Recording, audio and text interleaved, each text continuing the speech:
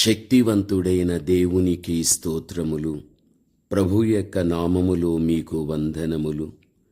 2026 June 5వ తారీఖు ఏర్పరచబడిన దైవవాక్యం 2వ రాజులు 4వ అధ్యాయం 1 నుండి 7 వరకు మనము ధ్యానించినట్లయితే, ఒక పేద విధవరాలు కనబడుచున్నది.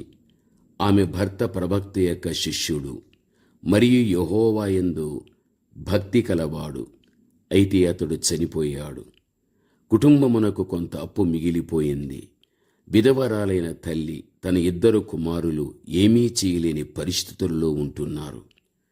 ఒక దినాన అప్పులవాడు తన 2 కుమారులను తనకు దాసులుగా నుండుటకు వారిని పట్టుకుపోవలసి వచ్చాది. విధవరాలైన తల్లి ఈ విషయమంతా దైవజనుడైన ఎలీషాతో విన్నవించుకోగలిగాది. ఆమె దైవభక్తి కలిగిన స్త్రీ కనుక ఇటు అటు పరిగెత్తక దైవజనుని ఆశ్రయించగలిగాది. ఎలీషా ప్రవక్త తప్పక తన పట్ల గొప్ప కార్యము చేయగలడని విశ్వసించగలిగాది. దేవుడు తన సమస్యను తీర్చగలడని బహుగా ఆమె నమ్మగలిగాది. ఈరోజు గమనించాలి, మన జీవితంలో కూడా అనేక శ్రమలు, వేదనలు కలగవచ్చు. అట్టి పరిస్థితులలో మనం ఎవరిని ఆశ్రయిస్తున్నాం? మన దేవుడు శ్రమలలో మనకు తోడై ఉండి మనల్ని నడిపించగలడనే గొప్ప విశ్వాసం మనకుండాలి. ఎక్కడికాని మనము దిగులుతో కుమిలిపోయే వ్యక్తులుగా ఉండకూడదు. ప్రభువు నమ్మదగిన వాడు. ఆయనను ఆశ్రయించిన వారిని ఎన్నడూ త్రోసివేయడు. విశ్వాసము లేకుండా దేవునికి ఇష్టడయుండుట అసాధ్యం. దేవుని యొద్దకు వచ్చువాడు ఆయన ఉన్నాడనియు, తన వెదుకువారికి ఫలము దయచేయువాడనియు మనము నమ్మవలసిన వారమై ఉంటున్నాం. హెబ్రీ 11:6 ఆ మీదట మీరు చదువుకొనండి. దైవజనుడైనటువంటి ఎలీషా, నా వలన నీకేం కావలెను? నీ ఇంటిలో ఏమి ఉన్నది నాకు తెలియజేయమనగా, ఆమె నీ దాసురాలనైన నా ఇంటిలో నూనె కుండ తప్ప మరేమీ లేదని దైవజనులతో సత్యమే చెప్పింది. ఏమీ దాసలేదు, అబద్ధం కూడా ఆడలేదు. ఉన్నది ఉన్నట్లుగానే చెప్పింది. అందువలననే తాను ఆశించినది పొందగలిగింది. ప్రభువునందు ప్రియమైనటువంటి వారలారా, ఈమె యొక్క జీవితంలో మనకు విధేయతను మనము చూడగలం.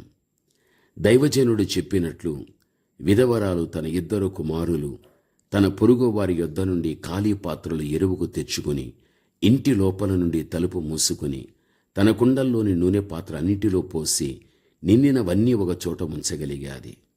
విధవరాలు దైవజనుడు చెప్పినట్లు సమస్తము చేయగలిగాది. తానే కాదు, తన కుమారులు కూడా తల్లితో ఏకీభవించారు. తల్లి మాటకు ఎదురు చెప్పలేదు. తల్లిని యోగ్యురాలుగా వారు గుర్తించారు గనుక విధేయత ఆమె చూపించగలిగాది. మన జీవితంలో విధేయత చాలా అవసరం. ప్రభువును ఆశ్రయిస్తాం, విశ్వసిస్తాం, కానీ ఆయనకు విధేయులం మాత్రం కాము. ఆయన చెప్పినట్లు అన్నీ చెయ్యము. క్రియలు లేని విశ్వాసం మృతమే కదా. దేవుని చిత్తమును జరిగించేవాడు నిరంతరము నిలుచునని బైబిల్ చెబుతుంది కదా. ప్రభువు చెప్పినట్లు అన్నీ చేస్తే తప్పక మనం జయ జీవితాన్ని కలిగి ఉండడం అనేది జరుగుతుంది. మన జీవితం మన బిడ్డలకు మాదిరికరంగా ఉండడము జరుగుతుంది. తల్లి ప్రార్థనా జీవితం కుటుంబమునకు ఆశీర్వాదకరంగా ఉన్నప్పుడు పిల్లలు తప్పగా తల్లితో ఏకీభవిస్తారు. తల్లి మాటకు విలువ కూడా ఇవ్వడం జరుగుతుంది.